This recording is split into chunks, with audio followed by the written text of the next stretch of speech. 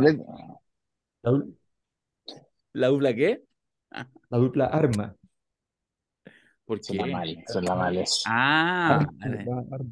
ya, No, porque pues, sí, vamos a tener que hacer la dupla que no nos funcionaba el nombre. Pero bueno, ya, está bien. estamos con los dos diputados.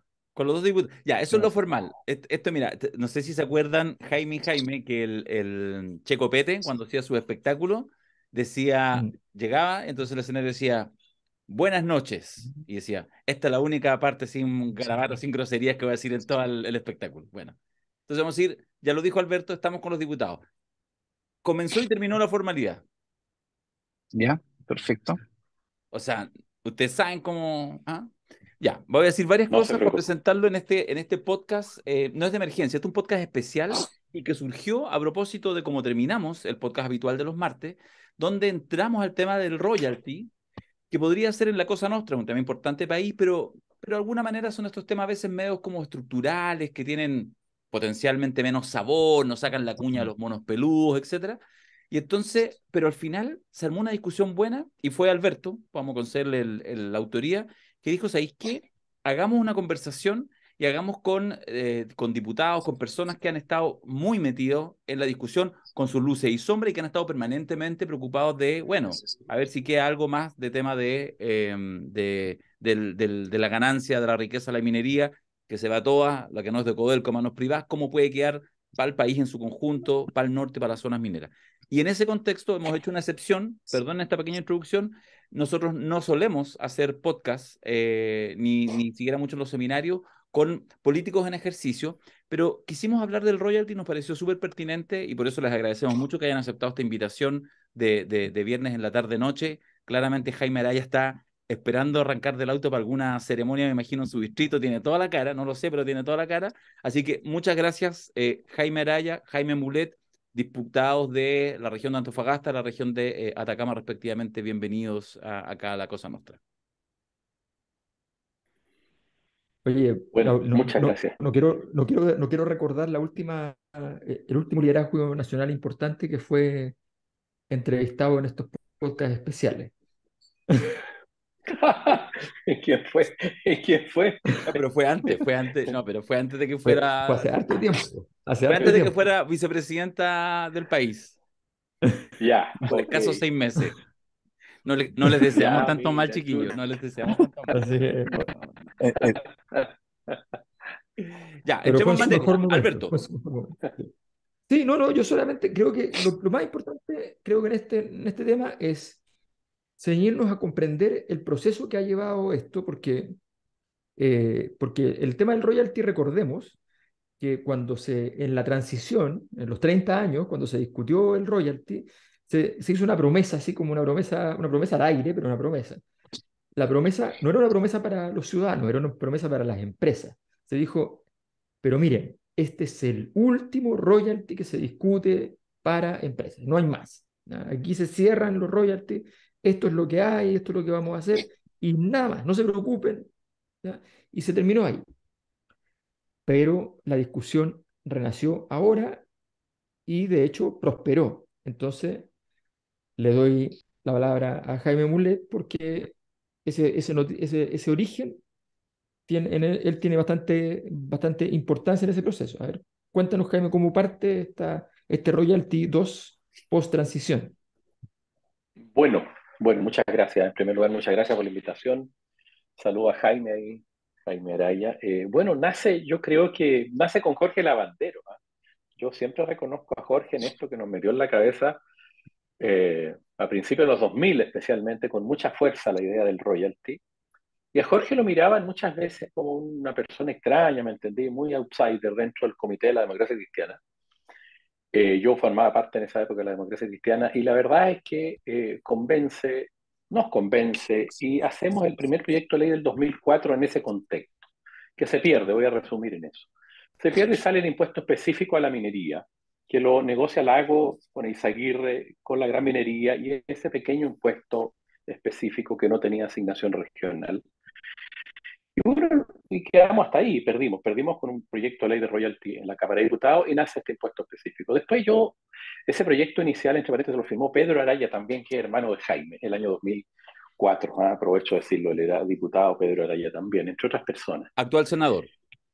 Actual senador, justamente. Y lo firmaron socialistas y un RN, dos RN, que los convencimos, que era Carlos Vilches, siempre lo recuerdo, un diputado de acá de Atacama, que ya está fuera de la política, y un diputado Palma, que era de Maule, me parece. Y bueno, y esa historia se acaba con el impuesto específico. Había mucha renuencia, y quiero decirlo, del gobierno de Lago de aprobar un royalty.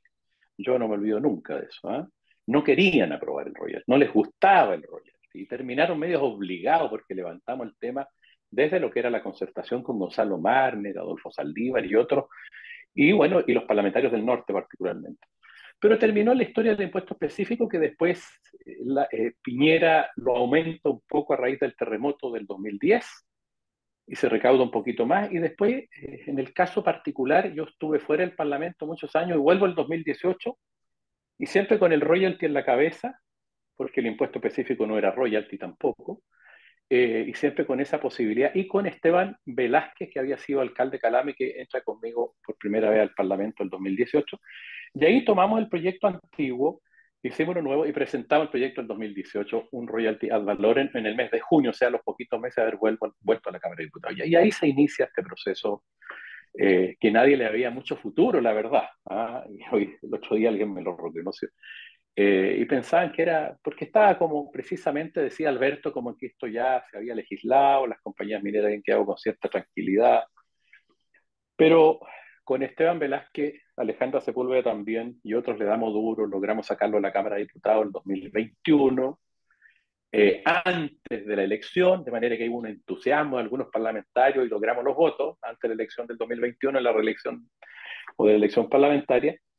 Y está el compromiso del presidente Boris, ¿cierto? Y tuvo la duda el gobierno si presentar un proyecto nuevo o tomar el aprobado de la Cámara de Diputados, que ya estaba en el Senado, y nace y se negocia este nuevo proyecto, digamos, que termina dando la luz, digamos, en esa negociación que se hizo en el Senado con las indicaciones del Ejecutivo. Ese es un pequeño resumen de esta historia.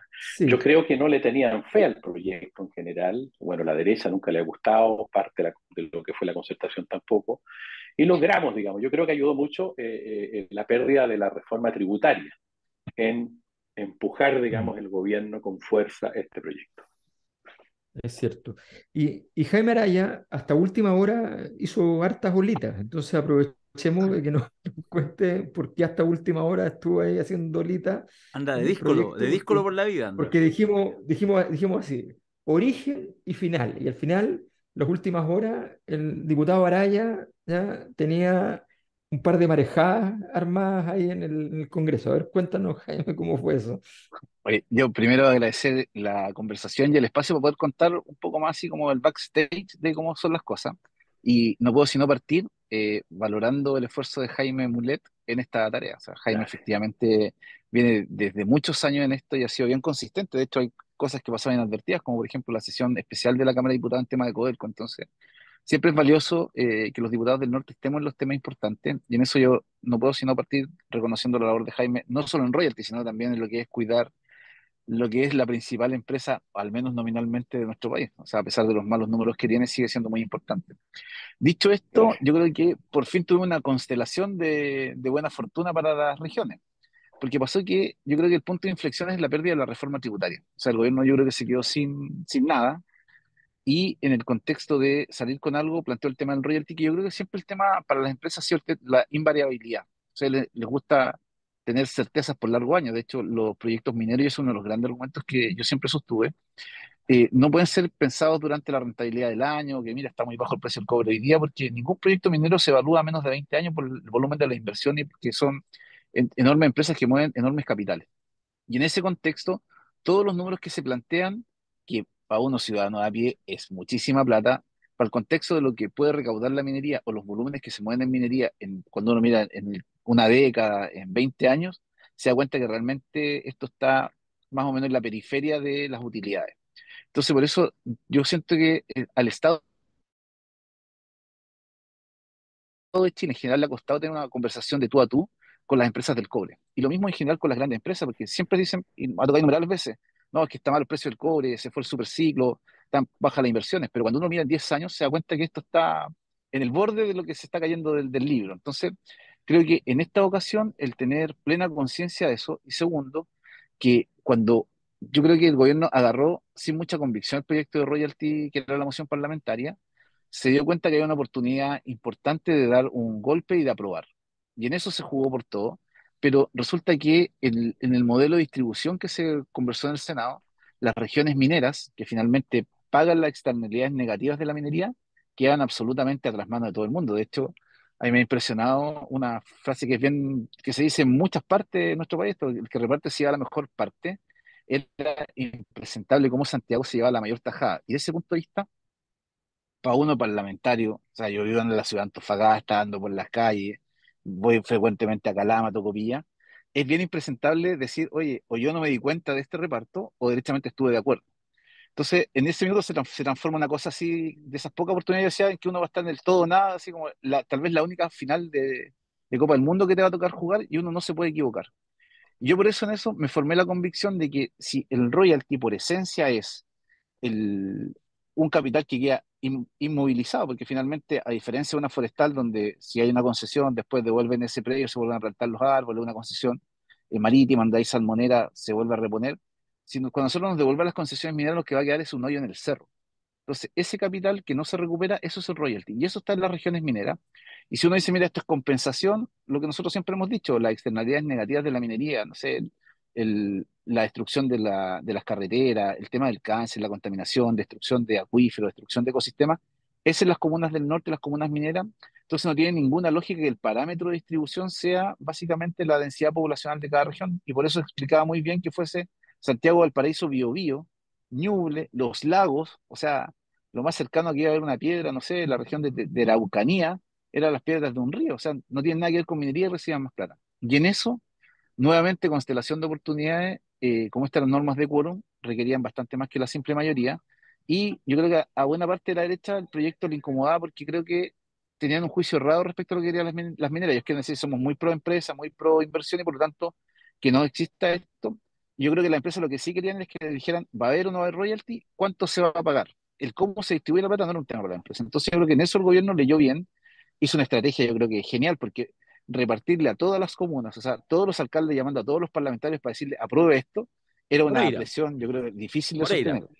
La cuña yo creo que Por más ejemplo, entonces, intensa fue la de Moreira. Claro, claro, claro. o sea, yo creo que en eso la genialidad de los ministros, el ministro Marcel, la ministra Hernando, que estuvieron en esta tarea, naturalmente da una estrategia que era muy difícil de complementar. ¿Qué se sumó? Que yo creo que en esto también hay que decirlo con franqueza, que a muchos les preocupa que en un año electoral el gobierno inventó esta como suerte de puente de adelanto de recursos para gobernadores regionales y alcaldes sin control. Entonces imagino yo que la derecha, cuando decía que no estaba disponible a dar los votos porque era sin control, no podía hacer, lo que están diciendo es decirle, ustedes tienen 15, 16 gobernadores regionales, van a pasar plata ante la elección, y tienen más alcaldes que nosotros y también les van a pasar plata, que es casi de libre disposición. Entonces, es un argumento que yo creo que de buena fe es razonable, pero también por detrás flota esta preocupación de que en tiempo de campaña para las autoridades universales estos recursos inéditos, o sea, alcaldes, no sé, de Licantén le iba a llegar plata del royalty, alcaldes de Peumo, de Los Lagos, qué sé yo, de Villarrica, Puerto Vara. Entonces yo creo que eso a la derecha le generó mucha molestia. Y ahí yo creo que en el fondo los que somos diputados de la región de Antofagasta logramos entender bien el tema, plantearlo como corresponde y decirlo con propiedad. Yo, o sea, yo se lo dije, listo, yo esto yo no lo voy a aprobar. Y ahí tuve una larga negociación donde el ministro finalmente dice, mira, ¿sabe que el Fondo Especial de Comunas Mineras, que tenía asignado 600 millones de dólares, vamos a pasar a 2.000 millones de dólares? O sea, poner 1.400 millones de dólares más arriba. Y con el subsecretario de Desarrollo Regional y Administrativo, en el reglamento acordamos que vamos a tener una lógica distinta a lo que ha sido tradicionalmente la distribución del FNDR. Y ahí va a tener mayor incidencia, y el criterio es incidencia de la actividad minera en el territorio. Y ahí claramente todas estas variables que nos afectan negativamente se van a transformar en positivo, y ahí se transforma en lo que la cosa nuestra diría es una oferta difícil de rechazar. Muy bien, buena Sí, bajada. Bueno, sí, yo, Dale. disculpa, Darío, es que, claro, yo creo que hay varias cosas que son importantes de todo este proceso. Una es primero, y también es parte de la pregunta, entonces, que se deje en claro cuál es la diferencia, digamos, con las anteriores formas de impuesto. Hablo de impuesto en general como aquel pago que es obligatorio, que es perentorio, digamos. Eh, que existían antes respecto a la minería. Pero además hay un factor que, claro, que es muy importante que menciona Jaime Araya, que es el tema de el dinero que tiene que llegar a los territorios correspondientes. No nos olvidemos y voy a dejar hecho una pregunta que es extra que tiene que ver con eso, pero no nos olvidemos que en Chile el estándar mundial más o menos de plata del presupuesto nacional que va a las comunas está alrededor del 20%. En Chile es el 9%. ¿Ya? Los gobiernos regionales, el estándar mundial, ahí ni hablar. O sea, en Chile ni Fuera de rango siquiera vale están. la pena calcularlo. Claro, es una vergüenza. A nivel de gobiernos regionales ya es un escándalo. Entonces, no, prácticamente los gobiernos regionales, prácticamente no hay presupuesto realmente para poder hacer obras y cosas. No, no, prácticamente hay algunas excentricidades que pueden ocurrir, que podrían derivar en recursos, pero son excentricidades. Entonces, en general está ese problema. Por tanto, este riego evidentemente viene a ser un elemento muy importante Muy y que importante. se haya logrado establecer esto que vaya a las regiones y particularmente a las zonas mineras, bueno, es muy importante. Pero hay un punto que la experiencia de lo que yo he investigado en Canadá, por ejemplo, hay una cosa que se hace y es que, porque hay dos temas. Uno es que las regiones mineras tienen ciertas características particulares que hace que sus niveles de cohesión social, desarrollo urbano en general se vean mermadas. Hay una serie de razones, no voy a entrar en detalle en este caso porque son muy largas. Pero hay otra cosa que tiene que ver con los pasivos medioambientales.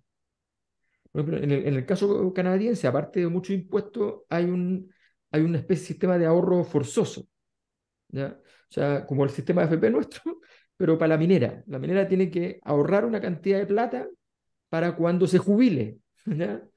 Y cuando se jubile la minera, entonces cuando ya está viejita y no va a seguir funcionando, está esa plata guardada para remediar los pasivos ambientales correspondientes a la zona, ¿no? Para que el sistema público no tenga que ir después y ver, oye, aquí hay residuos, aquí hay minerales, esto es tóxico, esto de aquí. No, no, está la plata para hacerlo. Bueno, es un ahorro forzoso, es una cuenta corriente de ellos mismos, pero no pueden sacar Mm. la plata hasta que termine.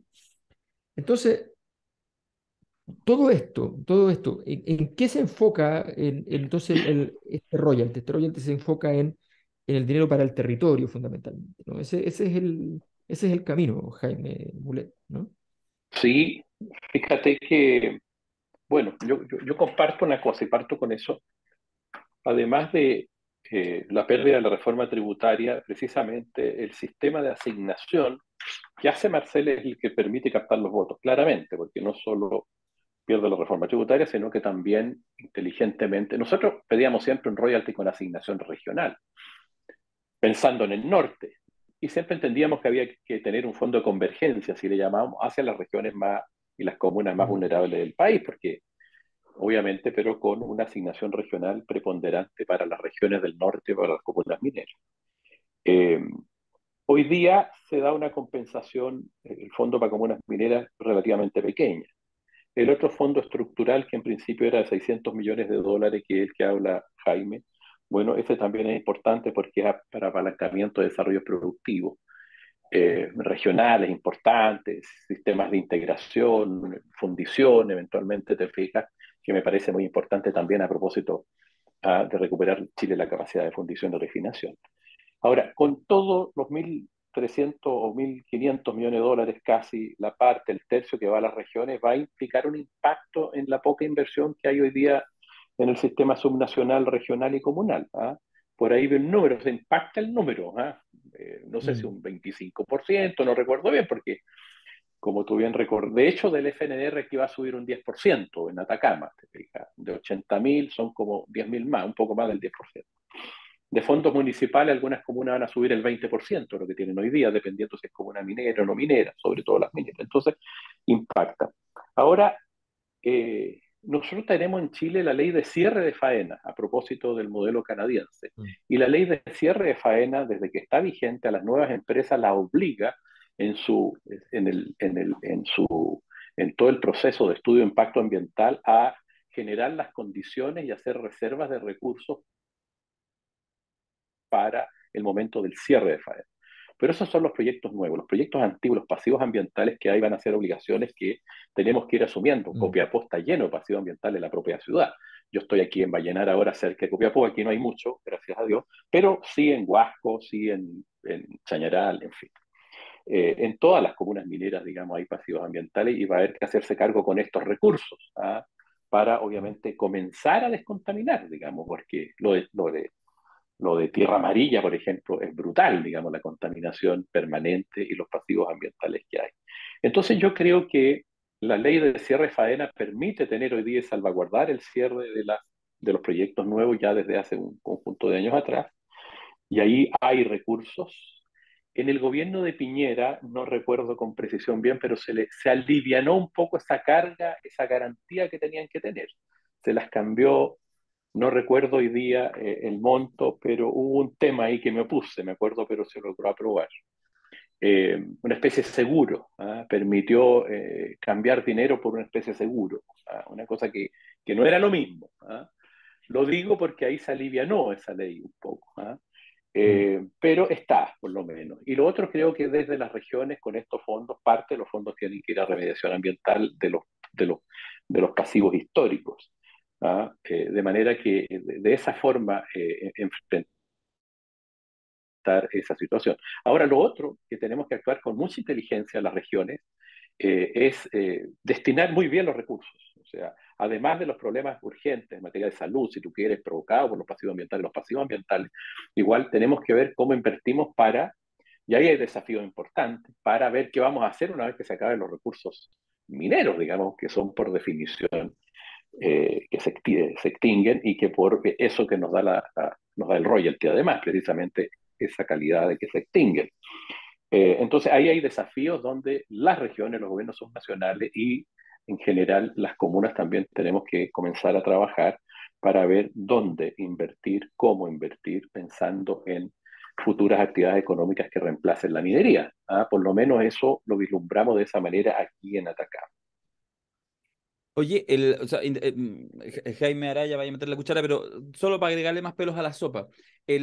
Quiero, para que la gente lo entienda, lo que ustedes perciben. ¿Qué tan grande? ¿Qué tanta relevancia? Porque mira, estamos como en un momento contracíclico, es decir, una irrupción, un crecimiento de la ultraderecha, a propósito, digamos, de lo que ha pasado el último tiempo, incluyendo la última elección, que es un parámetro válido.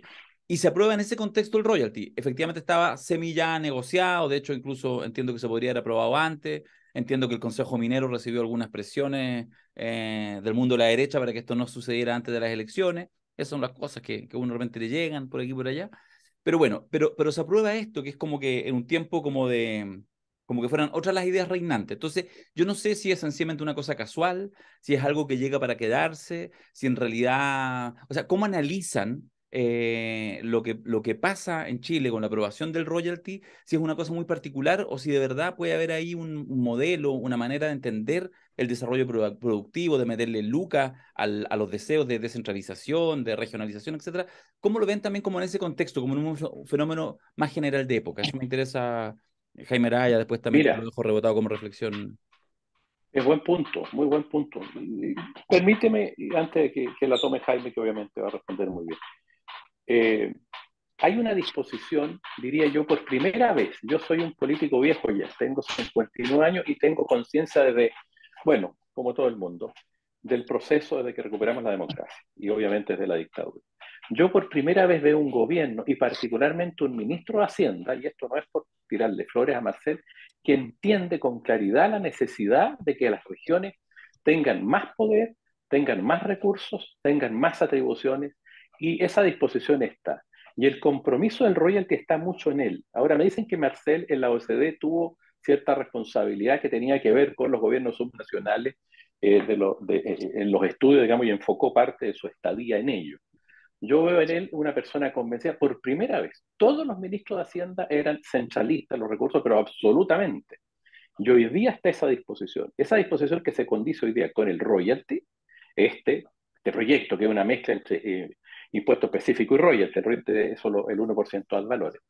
Eso te digo en primer lugar. En segundo lugar está la ley de regiones más fuerte, que nosotros llamamos ley de rentas regionales, que es una pretensión nuestra del Teo Valenzuela y que venimos trabajando hace muchos años desde organizaciones regionalistas, que el gobierno está presentando también para facilitar de alguna manera el esqueleto financiero regional, facilitarlo. No viene más plata ahí, pero vienen facilidades, incluso vienen rangos donde las regiones van a poder cobrar determinados tributos, tasas en algunas cosas. Viene sin recursos, pero viene un marco que facilita. Y eso es Marcel, fíjate. Ah, y yo por eso que valoro mucho este proceso porque es más integral. No solo es transferir recursos, no solo es captar los impuestos, sino que yo creo que por primera vez, como te digo, desde Hacienda está el conocimiento y la necesidad de que ese impulso, porque ese impulso acá en Atacama con esos recursos, obviamente, y con las facilidades también para hacer las inversiones regionales, va a permitir generar una dinámica, si hacemos las cosas bien, enriquecedora, te fijas tú, un cierto apalancamiento, cierto grado de autonomía. Y lo otro, va a terminar, este royalty es el inicio desde mi punto de vista. Si yo le pregunto a Jorge Lavandero, capaz que me rete, de hecho lo llamé el otro día, me contacté con él por WhatsApp, pues yo te fijas, y claro, esto es una cosita chiquitita. ¿Ah? Los estudios de Lleno Estulda, del profesor López, de Gonzalo Marnet y otros, incluso de Corrat, hablan de que hay un margen mucho mayor. De hecho, el royalty que salió de la Cámara eran 2 puntos del PIB. Te fijas, porque aquí la tasa del específico quedó congelada en el 26%, que se suma a los otros impuestos y a los valores. Y cuando el precio del cobre, si entramos en un nuevo superciclo, llegue a 6, $7, pucha, vamos a perder o vamos a dejar de ganar como país mucho dinero. Pero es el inicio, yo lo veo así. Jaime. O sea, varias cosas. Yo creo que hay, si uno lo mira, que en un momento en que aparentemente hay ideas de derecha predominante, creo que, y en eso yo soy así, fiel suscriptor de las tesis de Quiroga Mayor o Mayor Quiroga respecto de la impugnación que no se ha ido de Chile. Entonces creo que esto incluso es una consecuencia además de aquello, porque quienes primero leyeron, yo creo que el estallido social fue, muy a mi nuestro pesar, fue la gran empresa. ¿Recuerdan ustedes que lo primero que se puso arriba de la mesa fue Luxi diciendo yo subo el sueldo a 500.000 pesos a todos mis trabajadores? Y hoy día, producto de una serie de elementos, entre otros el cambio climático, todas las empresas quieren acelerar su transición hacia el cobre verde. Entonces, el cobre de Chile, si no tiene una adecuada estructura de desarrollo territorial financiado precisamente por la extracción de cobre, se transforma en una industria extractivista, donde todos los pasivos, no sé, la subcontratación laboral, la destrucción del territorio, degradación de aguas, de ecosistemas, se transforman en que la huella de carbono crece, crece, crece, no hay ninguna posibilidad de decir este cobre es verde y por lo tanto ese cobre va a valer menos. Y esto uno lo ve, por ejemplo, que grupos, yo creo, transnacionales grandotas, son las primeras en reconvertirse a energías renovables no convencionales. Son los que más están impulsando el uso de agua desalada. Yo quiero pensar que la humanidad ha cambiado y reflexionar y dijeron, bueno, ahora vamos a tratar de ser buenas personas, pero también tiene un trasfondo económico. O sea, para las empresas es muy importante esto, primero porque esto es una regla que va a durar 10 años. O sea, ellos saben hoy día que su proyecto va a tener esta regla por 10 años y eso es muy importante a la hora de decidir una inversión y sobre todo la envergadura de la inversión del cobre. De hecho, a mí uno de los espacios que me tocó interactuar con altas autoridades del gobierno, cuando decía, mire, que son 200 millones de dólares, esto es mucha plata, yo decía, mire, una de las desaladoras que se va a construir la región cuesta 1.400 millones de dólares. Entonces, 200 millones de dólares, un presupuesto municipal, es mucha plata, pero en perspectiva de lo que es industria del cobre, seguimos siendo valores que son discretos, muy importantes. Yo creo que en esto sí el ministro Marcel se convenció, porque ya lo decía Jaime, es un gobierno que yo creo que él ha tomado una lógica que es la correcta, que es potenciar el desarrollo de las regiones. Yo creo que en eso es muy importante, se entendió el tema de la importancia de potenciar los gobiernos comunales. Y esta es una segunda señal, porque por ejemplo la región de Antofagasta le entró este año por convenio Corfo-SQM 119.000 millones de pesos a la FNDR. El FNDR tradicional nuestro son 92.000 millones, o sea, le entró más plata y el ministro hizo que entrara fuera de marco presupuestario. ¿Qué significa esto? Que no es que lo que me entra por acá me lo sacan por allá. Porque en números redondos uno podría decir, por ejemplo, el total de la inversión pública en la región de Antofagasta que yo represento es entre 3,8 o 4,2%, sumado todo lo que es plata fiscal. Entonces, cuando uno le subían, por ejemplo, la inversión en FNR, se la bajaban en los sectores. Cuando aumentaba la inversión del presupuesto del Ministerio de Educación, le bajaban, qué sé yo, a vivienda. Entonces, esa regla se rompió. Aquí vienen efectivamente recursos adicionales y potenciar las regiones, creo que es una cuestión que igual es contracíclica, porque en el fondo es fortalecer regiones, fortalecer comunas en una lógica donde el mundo es global, donde los desafíos son todos globalizados, donde lo que se hace se impacta, entonces debiera haber una mayor convergencia. Yo creo que en eso lograr hacer proyectos que se articulen, porque lo peor que nos podría pasar es que producto de estas platas del royalty tuviéramos, no sé, el Gran Faro de Antofagasta, no sé, la pirámide de no sé qué comuna, y los alcaldes o los gobernadores regionales se pusieran a hacer estas obras faraónicas que son muy típicas de las autoridades unipersonales, con recursos que debieran ser, yo creo, de afectación en términos de cubrir brecha, brecha educacional, brecha de salud, brecha de vivienda, brecha de infraestructura pública, brecha de parque. Yo creo que ahí nos faltó ponerle destinación. Yo espero que en el reglamento tengamos claridad en decirle, ¿sabe qué? Si usted quiere replicar el Faro de Alejandría en su comuna, primero garantíceme que las escuelas todas tienen servicios Mm, higiénicos como corresponde, todas las salas tienen mm. vidrio, todos tienen pizarra electrónica, tienen conectividad a internet. O sea, cubramos la brecha para que esto efectivamente signifique desarrollo, porque si finalmente va a ser la idea de tal o cual autoridad, yo por eso creo que es muy importante dar esa discusión de que las autoridades unipersonales tienen que tener cada vez menos poder en Chile. Porque creo que uno no puede tener una comuna, una región al arbitrio de si te tocó bien o mal, o si está en un momento de lucidez o menos lucidez, la autoridad unipersonal. Entonces creo que esto abre varios debates y debiera hacerlo, pero siempre en perspectiva, como decía Jaime, que este es un primer gran paso y que además la industria lo entiende muy bien. Yo creo que los principales, y yo conversé mucho con diputados de derecha, decía, oye, si los principales interesados en que se diga si hay o no hay y cuánto se paga es la industria minera. Porque esto de la amenaza constante de que si crecen tal o cuales mayorías políticas, podemos pasar de un royalty de 2 a 10 a 15 o quitarte la minera, eso es lo que no permitía que se catillara la inversión. Yo creo que, al contrario de lo que manifiestan republicanos, esto efectivamente va a hacer que se desplieguen los proyectos de inversión que estaban paralizados. Hoy día la mayoría de los proyectos son solamente continuidades operacionales.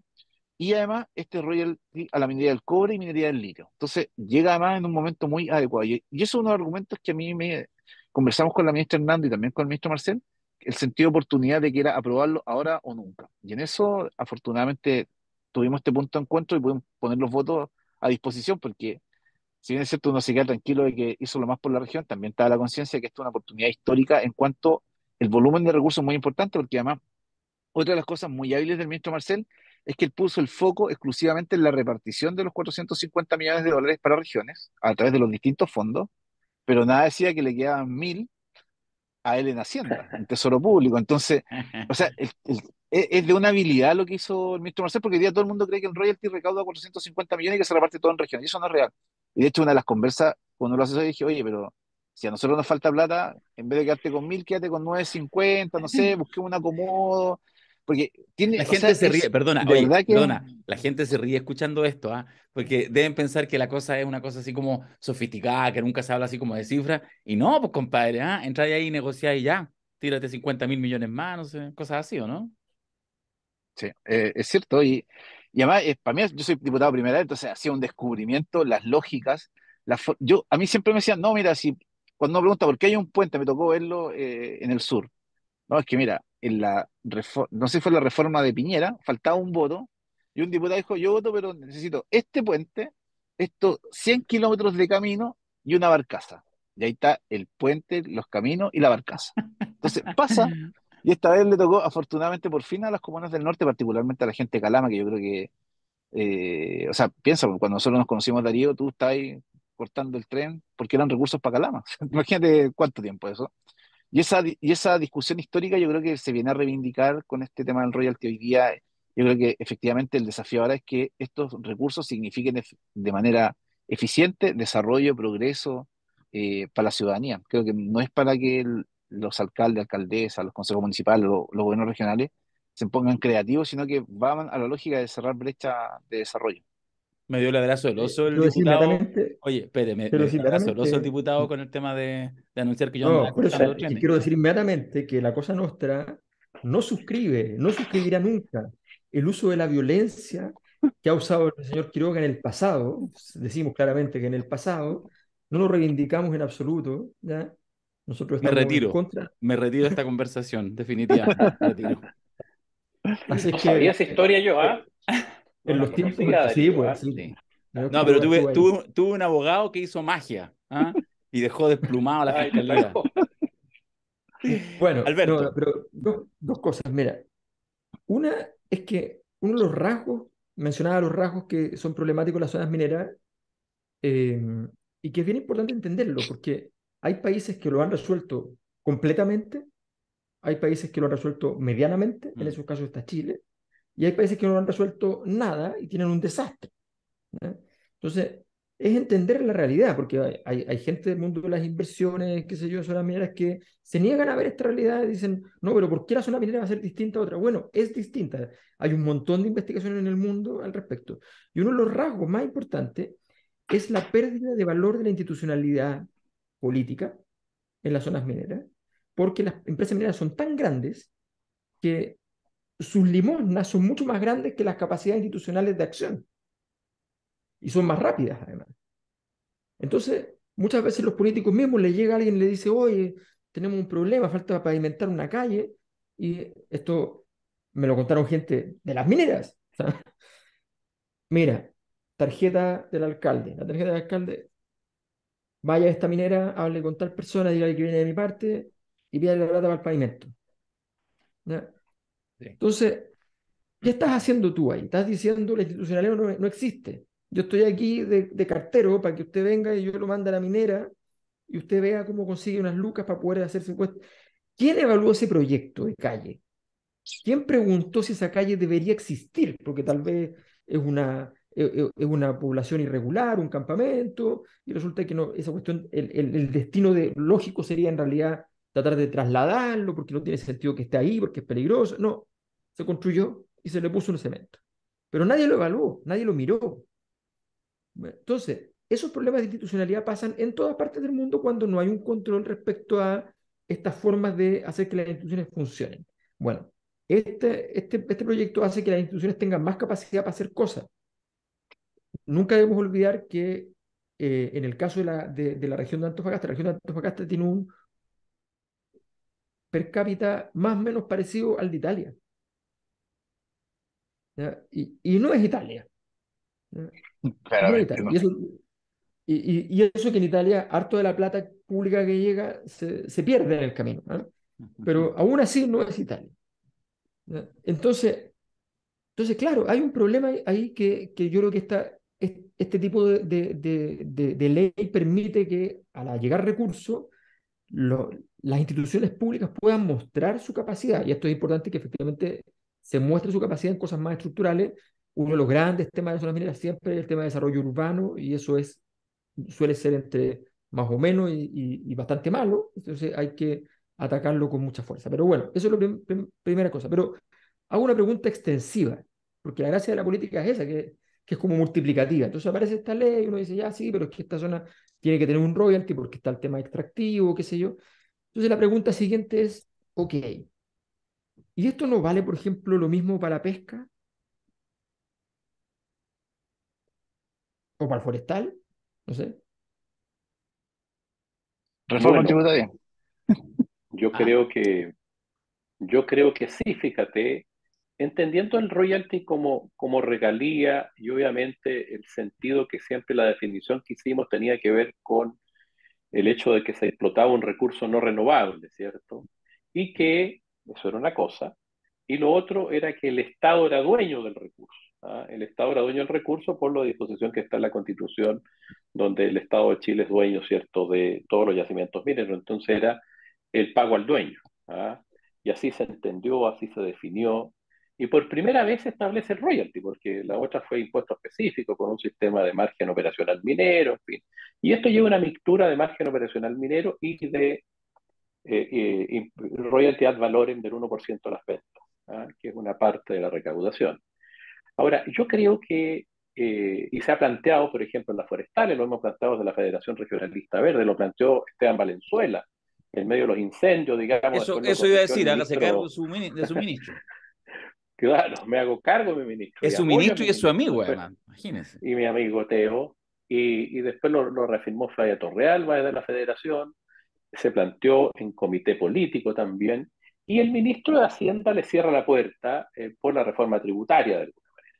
Pero yo creo que la necesidad de establecer compensaciones directas a las comunas, a las regiones claramente afectadas por actividades económicas que producen mucha destrucción o muchas externalidades, por usar una palabra más ciútica, ¿cierto? Se justifica, ¿ah? Y creo que plenamente, más allá de la definición, más allá de si es renovable o no es renovable el recurso, más allá si es el Estado o no el dueño, porque de alguna manera, por ejemplo, la forestal y todo el cambio que han hecho en la hidrología, digamos, en las aguas, por cambiar especies, en fin, dañan permanentemente, eliminan permanentemente ecosistemas completos. ¿Para qué decir los salmones con sus fecas en la zona sur del país, donde los pescadores artesanales tradicionales han sido desplazados porque ya obviamente va desapareciendo su pesca, ¿te fijas? Y destruyen el subsuelo marino.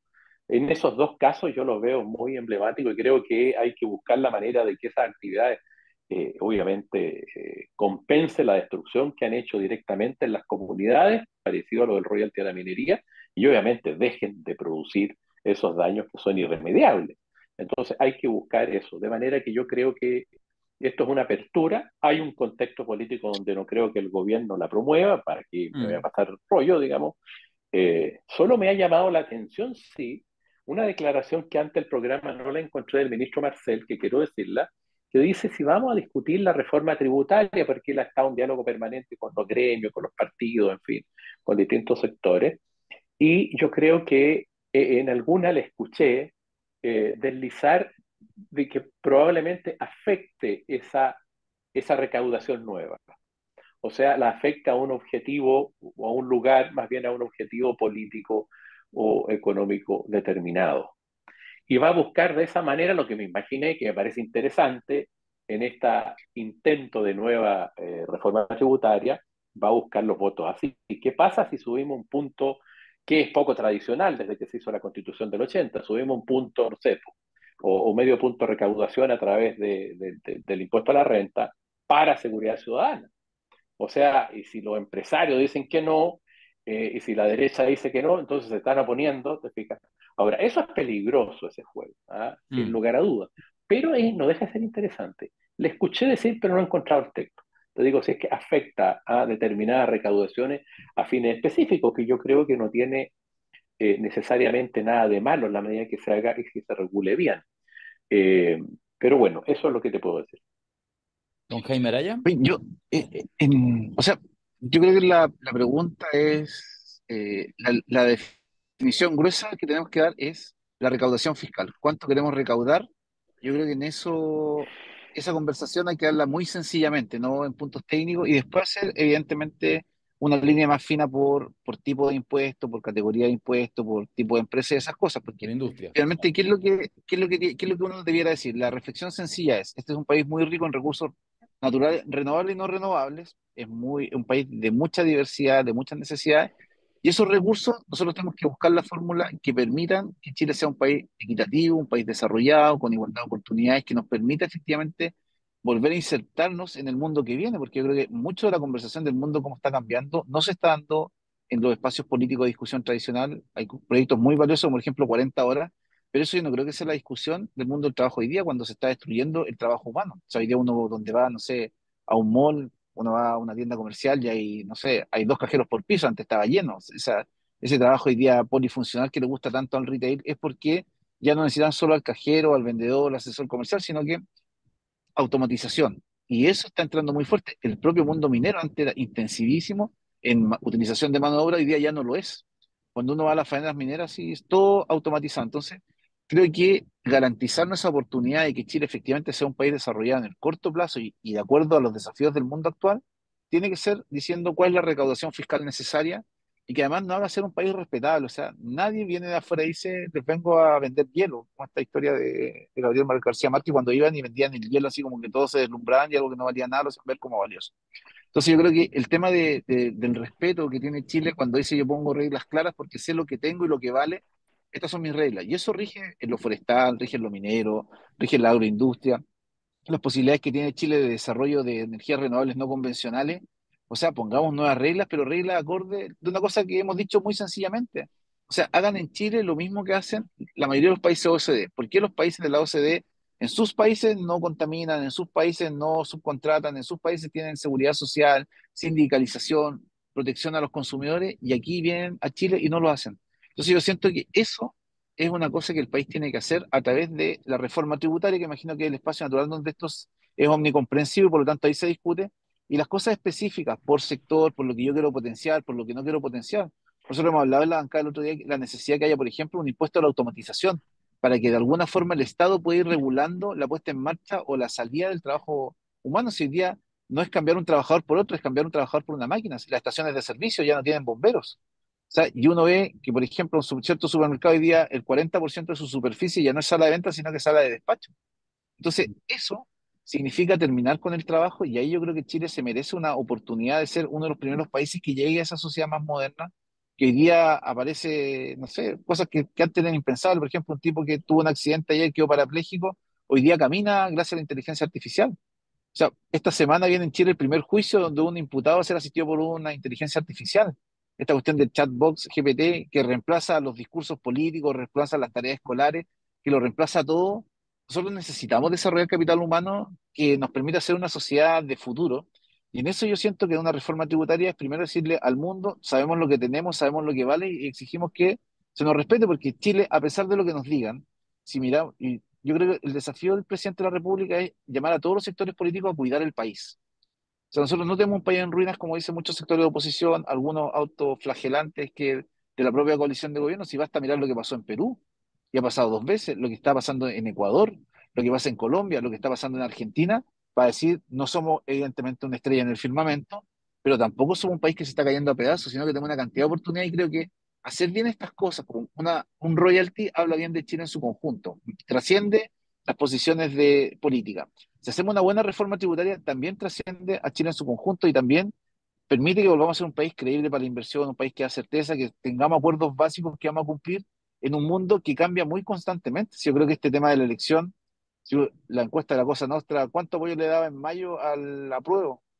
Y al año exactamente en 375 días esto giró para el otro lado. O sea, no está firmado que el próximo año en mayo las posiciones estén como están hoy día. Entonces, los ciclos que antes eran de 30, 20, 15 años, hoy día son ciclos capaz anuales, van a terminar siendo semestrales y tiene que ver con la velocidad que se procesa la información, la velocidad con que se procesan los datos. Hoy día yo creo que el verdadero desafío es poder captar la atención de la gente. Yo creo que ese es como el desafío a todo nivel, que lo que yo quiero decir, alguien esté dispuesto a escucharlo y yo sea capaz de captarle la atención por 40 segundos, un minuto. O sea, yo de verdad creo que si uno mira, hoy día el desafío es captar la atención para poner los debates, para poder transmitir ciertas preocupaciones, de manera tal de que Chile vuelva a tener no una cierta imagen, sino que un modelo de desarrollo que sea acorde a las potencialidades que tenemos. Estimados, creo que para ser día viernes, seguir alargando esta conversación sería una maldad. Creo que ha sido un espacio súper interesante. Les agradecemos harto que de verdad que hayan estado acá. Y fíjate, permíteme cerrar yo con una reflexión. Si quieren agregar alguna cosita más, tenemos 3 minutos. Es que yo creo que es súper importante de verdad el tema y por eso de repente así como que ya, hagamos una conversación de royalty, porque el día a día, o sea, cómo te comió la agenda, por ejemplo, el tema de seguridad, que es una necesidad de todas maneras, pero donde pareciera que en realidad ni siquiera es que haya agenda política, sino como hay como una especie como de histeria ciudadana que se transforma en histeria política y por lo tanto perdemos cualquier perspectiva. Y de repente esto, discutir del royalty independiente, si es muy intenso, menos intenso, con sus luces, con sus sombras, como que te vuelve, y también se puede conversar de desarrollo país. Sí, se puede, y de hecho parece que es bueno, y como que, bueno, en fin, yo creo que en ese sentido ha sido un poquito de aire fresco en un ambiente político, social, cultural, súper tóxico en el que estamos metidos el último tiempo. Humildemente lo digo. Les agradezco, no sé si tienen ahí una palabrita para poder cerrar, Jaime y Jaime. Solo despedirme y darles las gracias. Decirles que, claro, tú lo describías muy bien, Darío, pero detrás hay 20 años de trabajo de mucha gente. Hay un continuo ahí de alcaldes, concejales, parlamentarios, en fin, fundamentalmente el norte por razones obvias, y que se logra una meta interesante y se abre un espacio, ¿cierto? Muy relevante para poder seguir en el futuro, digamos, trabajando y profundizando, digamos, un royalty ad valorem eh, con porcentajes mayores. Yo creo que ha sido muy relevante lo que se ha hecho. Son años de trabajo y se ha logrado por primera vez romper esto. Y creo que eso obviamente tiene una trascendencia eh, como pocas cosas han sucedido durante los últimos años. Así que les agradezco mucho la posibilidad de conversar con ustedes, además, en esta cosa, y con Digámoslo, Jaime. digámoslo en forma de homenaje irónico, ¿ya? Como don Ricardo Lagos con Raquel Correa Disculpe, Raquel, disculpe. Ustedes han tenido mucho tiempo para hablar acá. Yo vengo a hablar por 20 años de silencio. Muy bien, ¿Ah? muy bien. Muy bien. Digámoslo así. Digámoslo así. Cuando Lagos todavía era Lago. Jaime Araya, Ya, también muchas algo así. gracias. No, muchas gracias a ustedes. Estoy Faltó en el Diego. Mejillones, voy a entrar a la cuenta pública del alcalde de Mejillones, así que muchas gracias por la Uy, se va a conversación. indignar Que si tenga un vaya a gran entrar fin de tarde. semana. Vaya a entrar tarde ahora a la. Ya, Estoy justo, estamos ya. 7 minutos tarde, Si vaya pero entrando y Marcelino te dice avisamos. algo, porque Marcelino Carvajal, el alcalde de Mejillones, en esos me enojó, usted le dice, Marcelino estaba en la Cosa Nostra y cité que estaba en Mejillones. Le mandamos un saludo desde acá y estamos todos en paz. Sí. Sí, Ah, Estamos sí, sí. todos en gran paz. alcalde, gran alcalde. Y una visión de futuro que uno podría ir a reclamarle a mucha gente joven que uno pensaba que iba a ser más. Pero es increíble la visión que tiene Marcelo. Yo por eso, además, día viernes vengo, además con corbata a la cuenta pública. Con Eso, corbata. Muy eso. bien, pues. A contrapelo Bueno, que esté de muy las bien. instrucciones presidenciales. Chao, Jaime Mulet, Adiós. Jaime Araya. Abrazos. Chao, Alberto. Nos vemos. Un Chao, abrazo. Chao, chao. chao. Chao. Muchas gracias. Hasta luego.